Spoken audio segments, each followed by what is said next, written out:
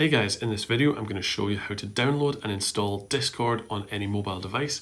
If you're using an Android, go over to the Google Play Store and download from there. But if you're using an iPhone device, go over to the App Store, this blue button in the middle of my home screen, and then from there go down to the bottom right, the search page, and start typing in at the top, Discord.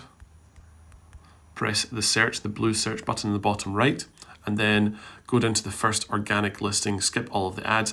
It's this blue sort of emoji right here, this blue icon, and then on the right hand side of the listing there will be either a get button if you've never downloaded Discord on your Apple Store account, or if you have in the past, there's this blue icon, cloud icon with a downwards pointing arrow. Either way, press that and Discord is going to start downloading on this device, and I will come back once this has fully downloaded. So guys, Discord has fully downloaded, and from within the App Store account, you can actually press the open button and that will launch the Discord app. From there it says welcome to Discord. You can press register and actually create your account, follow all the steps if you do not have an account yet, or if you do have an account, press the login button at the bottom and type in your email or phone number and password and start using Discord.